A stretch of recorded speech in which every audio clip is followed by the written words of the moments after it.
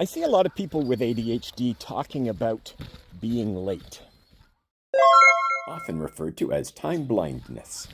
and that's not a trait that I have in my ADHD, because my father was obsessive compulsive, and really he taught me that being on time is the easiest thing you can do to impress people. And it's true. Much of the world doesn't expect you to be on time, and they're surprised when you are. But in my business, which was computer support in people's homes, I would traditionally show up quite a bit early and sit in the driveway until 3 minutes before my time, and then I'd knock on the door. And people got used to that, and they respected and appreciated it. But it goes beyond customers. If you're on time, it shows respect towards people. And it's pretty easy to do, especially with attention deficit disorder, because you tend to sit around and not do anything for the several hours before your appointment anyway. And then some of you end up being late. And once you get no feedback from how that upsets people, or even if you do, you think you've gotten away with it and you do it again. I'm puzzled by that. Because people do care, and ADHD is the kind of thing that usually comes with, or not usually, but frequently comes with people pleasing and perhaps low self-esteem. And the easiest thing you can do is be on time, and people will be impressed, and you'll get a reputation. I saw an interesting thing about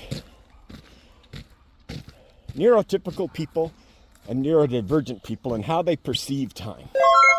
And I think it's kind of a neat visualization.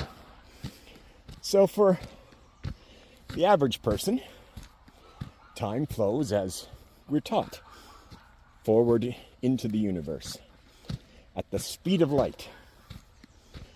So this now is followed by that now, and that now, and that now, and that now. But for people with ADHD, we see time vertically. I thought about it, and we actually see time more as task-based. Up and down instead of in front of us.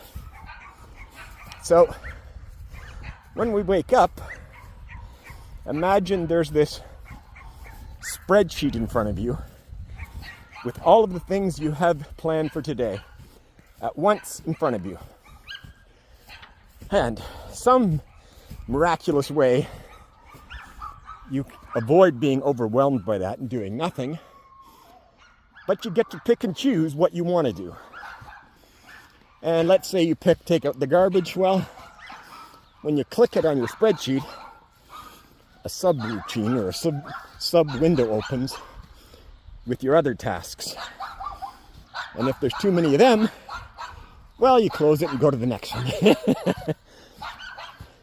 But I thought that's an interesting way of describing it that pretty much anyone can visualize.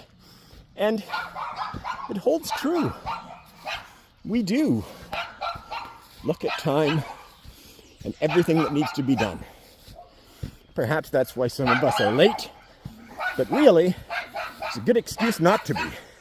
Back in my room watching that closed caption, I thought a second thought, that really we're not perceiving time at all, and perhaps that's why people are calling it time blindness.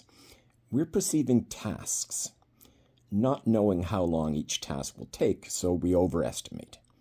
So that spreadsheet I talked about in front of our face that shows us our day and the things we need to do, but probably won't. They're task-based. And